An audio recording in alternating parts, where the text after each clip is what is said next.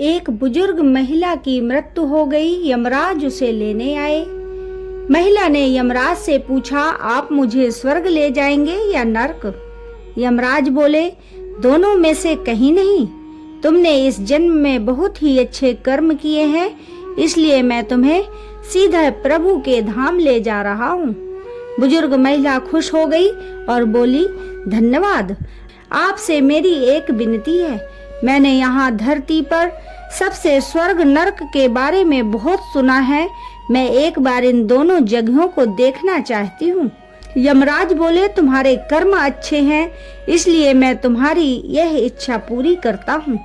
चलो हम स्वर्ग और नरक के रास्ते से होते हुए प्रभु के धाम चलेंगे। दोनों चल पड़े। सबसे पहले नरक आया। नरक में बुजुर्ग महिला ने जोर जोर से लोगों के रोने की आवाज सुनी।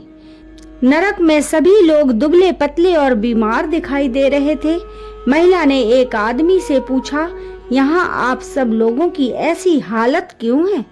आदमी बोला, तो और कैसी हालत होगी? मरने के बाद जब से यहाँ आए हैं, हमने एक दिन भी खाना नहीं खाया। भूख से हमारी आत्माएं तड़फ रही हैं। बुजुर्ग महिला की नजर एक विशाल पतीले पर पड़ी, जो कि लोगों के कद से करीब 300 फुट ऊंचा था। उस पतीले के ऊपर एक विशाल चम्मच लटका हुआ था। उस पतीले में से बहुत ही शानदार खुशबू आ रही थी। बुजुर्ग महिला ने उस आदमी से पूछा, इस पतीले में क्या है?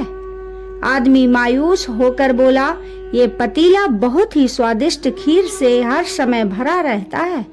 बुजुर्ग महिला ने हैरानी से पूछा, इसमें खीर है?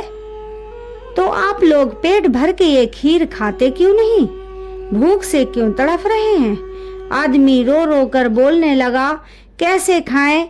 ये पतीला 300 फीट ऊंचा है। हम में से कोई भी इस पतीले तक नहीं पहुंच पाता।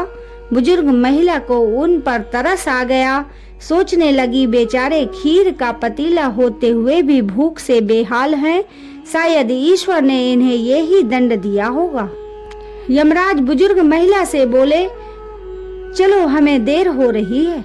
दोनों चल पड़े। कुछ दूर चलने पर स्वर्ग आया। वहां पर बुजुर्ग महिला को सबकी हंसने खिलखिलाने की आवाज सुनाई दी। सब लोग बहुत खुश दिखाई दे रहे थे। उनको खुश देखकर बुजुर्ग महिला भी बहुत खुश हो गई। पर वहां स्वर्ग में भी बुजुर्ग महिला की नजर वैसे ही 300 फुट ऊंचे पतीले पर पड़ी जैसा नरक में था। उसके ऊपर भी वैसा ही चम्मच लटका हुआ था।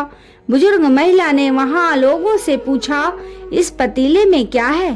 स्वर्ग के लोग बोले, इसमें बहुत स्वादिष्ट खीर है। बुजुर्ग महिला हैरान हो गई। उनसे बोली, पर यह पतीला तो 300 फीट ऊंचा है। आप लोग तो इस तक पहुंच ही नहीं पाते होंगे। उस हिसाब से तो आप लोगों को खाना मिलता ही नहीं होगा। आप लोग भूख से बेहाल होंगे, पर मुझे तो आप सभी इतने खुश लग रहे हो, ऐसे कैसे? लोग बोले, हम तो सभी इस पतीले में से पेट भर के खीर खाते हैं। महिला बोली, पर कैसे? पतीला तो बहुत ऊंचा है। लोग बोले, तो क्या हो गया? पतीला ऊंचा है तो यहाँ पर इतने सारे पेड़ हैं। ईश्वर ने ये पेड़ पौधे, नदी, झरने हम मनुष्यों के उपयोग के लिए ही तो बनाए हैं। हमने इन पेड़ों की लकड़ी ली, उसको काटा, फिर लकड़ियों के टुकड़ों को जोड़ के विशाल सीढ़ी का निर्माण किया। उस लकड़ी की सीढ़ी के सहारे हम पतीले तक पहुँचते हैं और सब मिलकर खीर का आनंद लेते हैं। बुजुर्ग महिला यमराज की तरफ देखने लगी। यमराज मुस्कुराए, बोले, ईश्वर ने स्वर्ग और नरक मनुष्यों के हाथों में ही सौंप रखा है। चाहे तो अपने लिए नरक बना ले, चाहे तो अपने लिए स्वर्ग। ईश्वर ने सबको एक समान हालातों में डाला है। उसके लिए उसके सभी बच्चे एक समान हैं। वो किसी से भेदभाव नहीं करते। वहाँ नरक में भी पेड़ पौधे सब थे, पर वो लोग खुद ही आलसी हैं। उन्हें खीर हाथ में चाहिए। वो कोई कर्म नहीं करना चाहते, कोई मेहनत नहीं करना चाहता, इसलिए सब भूख से बेहाल हैं। यही तो ईश्वर की बनाई ही इस दुनिया का नियम है। जो कर्म करेगा, मेहनत करेगा, उसी को मीठा फल खाने को मिलेगा। अर्थात स्वर्ग और नरक आपके हाथ में ही है।